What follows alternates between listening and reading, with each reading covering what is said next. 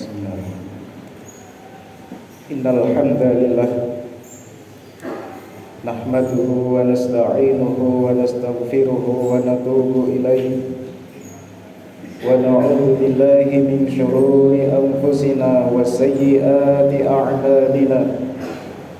May yahdihillahu fala mudilla lahu wa may yudlil fala hadiya lahu. Asyhadu an la ilaha illallah wahdahu la syarika lahu wa asyhadu anna sayyidana Muhammadan 'abduhu wa rasuluh. Allahumma shalli wa sallim ala sayyidina Muhammad wa ala ali sayyidina Muhammad kama shallaita ala sayyidina Ibrahim wa ala ali sayyidina Ibrahim wa barik ala sayyidina Muhammad wa ala ali sayyidina Muhammad kama barakta ala sayyidina Ibrahim wa ala ali sayyidina Ibrahim innaka Hamidum Majid. Qala Allah tabaraka wa ta'ala a'udzu billahi minasy syaithanir rajim. Ya ayyuhan nasu ittaqu rabbakum alladzi khalaqakum min nafsin wahidatin wa khalaqa minha zawjaha wa batha minhuma rijalan katsiran wa nisaa. Wattaqullaha alladzi tasaaluna bihi wal arham innallaha kana 'alaikum raqiba. Ya ayyuhalladzina amanu taqullaha wa qulu qawlan sadida yuslih lakum a'malakum wa yaghfir lakum dhunubakum wa may yuti'illaha wa rasulahu faqad faza fawzan 'azima. Fa inna asdaqal hadithi kitabullah wa ahsanal hadyi hadyu Muhammad wa syarral umuri muhdatsatuha wa kullu muhdatsatin bid'ah wa kullu bid'atin dhalalah. Amma ba'd. Fa ya ibadallah usikum wa iyaya bi taqwallahi wa ta'atihi faqad fazal muttaqun. Muslimin hamba Allah hafizakumullah. Pertama-tama saya berpesan kepada diri saya sendiri dan lumeper kepada panjenengan semua. Marilah kita senantiasa meningkatkan takwa dan iman kita kepada Allah Subhanahu wa ta'ala dengan berupaya semaksimal mungkin untuk melaksanakan semua perintahnya dan meninggalkan apapun yang telah menjadi larangannya sebagaimana termaktub di dalam Al-Quran serta sunnah-sunnah Rasulullah Muhammad sallallahu alaihi wasallam yang sahih. Hanya dengan cara inilah keimanan dan ketakwaan kita akan selalu mengalami perbaikan dan peningkatan di setiap detiknya yang akan menempatkan diri kita di sisinya makhluk termulia. Ibadallah, hari ini Jumat tepat pada tanggal 28 Oktober adalah hari Sumpah Pemuda yang kita peringati ke 94 tahunnya. Sejak tahun 28 Oktober 1928 di mana sumpah ini adalah suatu ikrar pemuda-pemudi Indonesia yang mengaku bertumpah darah satu, tanah Indonesia, mengaku berbangsa satu, bangsa Indonesia, dan menunjung bahasa persatuan, bahasa Indonesia. Dalam hal ini Allah Subhanahu wa ta'ala telah mengingatkan kita untuk senantiasa bersatu dan jangan menjadi terpecah belah. Peringatan itu difirmankan di dalam Al-Quran surat Ali Imran ayat 105. A'udzu billahi minasyaitonir rajim. Wa la takunu kalladzina tafarraqu wa ikhtalafu min ba'di ma ja'ahumul bayyinat wa ulaika lahum 'adzabun 'adzim. Al-ayat. Wallahu a'lam bimuradi. Dan janganlah kamu menjadi seperti orang-orang yang bercerai-berai dan berselisih setelah sampai kepada mereka keterangan yang jelas, dan mereka itulah orang-orang yang mendapat azab siksa yang pedih. Allah Subhanahu wa ta'ala secara jelas dan gamblang melarang kita untuk menjadi terpecah belah. Bila kita lihat secara bahasa, pada kalimat tersebut Allah Subhanahu wa ta'ala menggunakan la nahi yang di dalam bahasa Arab berarti adalah larangan Dan satu kaidah disebutkan bahwa larangan secara asalnya dihukumi haram, sebagaimana disebutkan di dalam usul fiqh. Artinya, jika kita melakukan tindakan yang membuat perpecahan, maka kita berdosa.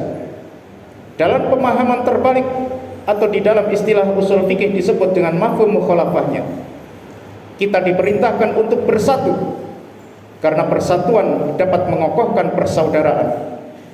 Betapapun kuatnya jika persatuan tidak dipegang dengan baik oleh masing-masing individunya, tentu akan bangunan kelompok atau golongan akan mudah runtuh, diterpa berbagai hal.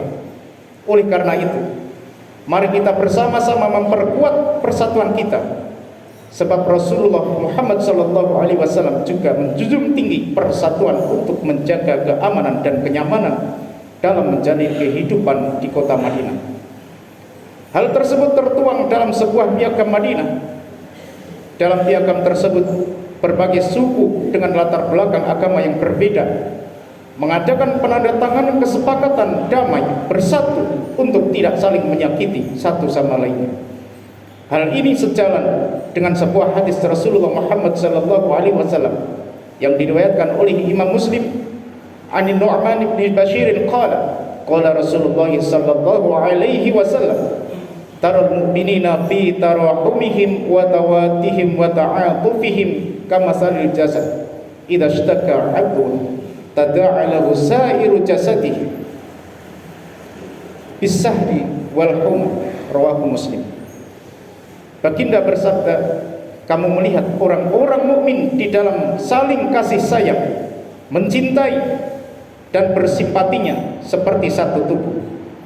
Jika sebagian anggota tubuh sakit, maka sebagian tubuh yang lainnya juga akan tertatih-tatih ikut merasakannya, sebab tidak bisa tidur dan juga akan merasakan demam. Hadis riwayat Muslim. Ibadallah, persatuan para pemuda terdahulu dalam melawan penjajahan sangat erat kaitannya dengan semangat juang dan kekuatan yang mereka miliki, baik kekuatan akal maupun kekuatan fisik. Karena pada dasarnya masa muda adalah masa keemasan dan masa kekuatan, sebagaimana Allah firmankan di dalam surat Ar-Rum ayat 54. A'udzubillahi minasyaitonir rajim. Allahul ladzi khalaqakum min dha'fin thumma ja'ala min ba'di dha'fin quwwatan thumma ja'ala min ba'di quwwatin dha'fan wa syai'an yakhluqu ma yasha' wa huwal alimul qadir. Al-ayat. Wallahu a'lam bimuradi. Allah lah yang menciptakan kalian dari keadaan lemah, kemudian Dia menjadikan setelah keadaan lemah itu menjadi kuat, kemudian Dia menjadikan setelah kuat itu lemah kembali, dan juga beruban. Dia menciptakan apa yang Dia kehendaki, dan Dia maha mengetahui lagi maha kuasa.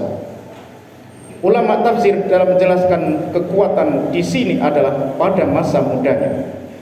Dan kekuatan yang dimaksud bukan sekedar kekuatan fisik, namun juga kekuatan akal pikirannya.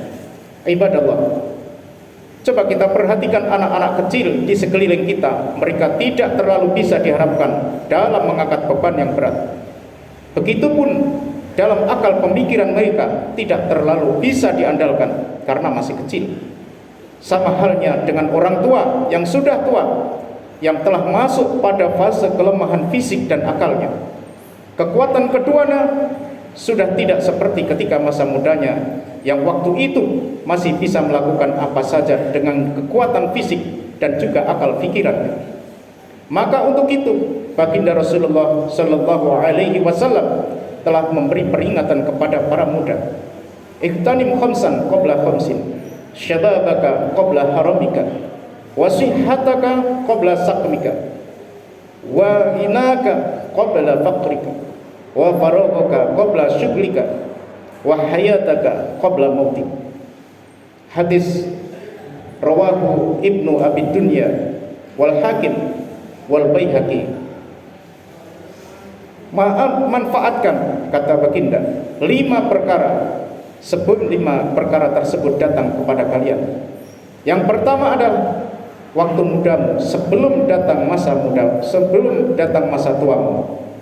Yang kedua adalah waktu sehatmu sebelum datang waktu sakitmu. Yang ketiga, masa kayamu sebelum datang masa miskinmu. Yang keempat, masa luangmu sebelum datang masa sibukmu. Dan yang kelima terakhir adalah hidupmu sebelum datang kematianmu. Semua 5 hal itu kita baru akan bisa rasakan saat kita kehilangannya, khususnya masa muda. Maka Al-Munawi mengatakan, fahadil khamsah la ya'rifu qadraha illa ba'da zawaliha. 5 hal ini barulah seseorang betul-betul akan mengetahui nilai pentingnya setelah kelima hal tersebut hilang dari kita. Sebagaimana dikatakan di dalam tafsir yang dikaryakan oleh beliau di dalam juz 1 halaman 3356. Ibadallah, masa muda adalah masa ketika seseorang menggunakannya di atas ketaatan kepada Allah Subhanahu wa taala, maka akan mendapatkan naungan di hari tidak ada lagi naungan selain naungan Allah Subhanahu wa taala.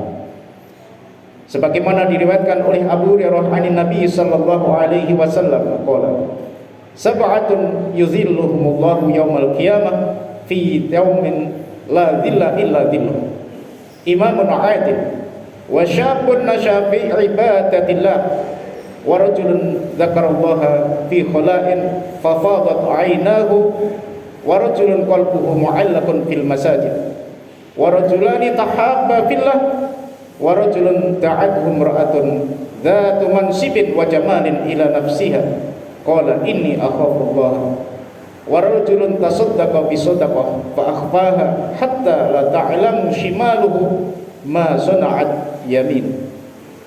Dari Abi Hurairah, Nabi baginda bersabda, ada 7 golongan yang Allah akan melindungi mereka dalam lindungannya pada hari kiamat, di hari ketika tiada perlindungan selain perlindungannya. Yaitu yang pertama adalah seorang imam, seorang pemimpin yang adil. Yang kedua, pemuda yang tumbuh dalam beribadah kepada Allah Subhanahu wa taala. Dia selalu melakukan ibadah di masa mudanya. Yang ketiga, seorang yang senantiasa mengingat Allah saat sendirian sehingga kedua matanya berlinang air matanya. Yang keempat, seorang yang hatinya selalu terkait, yang selalu melakukan aktivitas di masjid. Yang kelima, 2 orang yang saling mencintai karena Allah. Dan yang keenam, seorang yang diajak kencan oleh wanita yang bangsawan dan juga rupawan, namun ia menjawab, saya takut kepada Allah. Yang ketujuh, yang terakhir adalah seorang yang bersedekah secara sembunyi-sembunyi sehingga tangan kirinya tidak tahu menahu terhadap apa yang dilakukan tangan kanannya. Hadis diriwayatkan oleh Bukhari dan Muslim. Muslimin hamba Allah, hafizakumullah. Semoga Allah Subhanahu wa taala menjadikan semua pemuda kita adalah pemuda yang menggunakan semangat, kekuatan fisik dan akalnya di jalan Allah Subhanahu wa taala, dan memperbaiki keadaan mereka di zaman yang penuh dengan fitnah sekarang ini. Dan semoga kita semua diberikan kekuatan untuk dapat menjaga persatuan dan kesatuan di negeri tercinta ini. Dengan begitu, semoga kita semua dapat menjalankan kehidupan ini dengan lebih aman, nyaman, damai dalam beribadah kepada Allah Subhanahu wa taala, sehingga mendapatkan cinta dan keridhaan Allah yang dikategorikan dalam bingkai orang-orang yang saleh. Amin. Amin. Amin ya rabbal alamin. Wa qur rabbighfir warham wa anta khairur rahimin. Allahumma shalli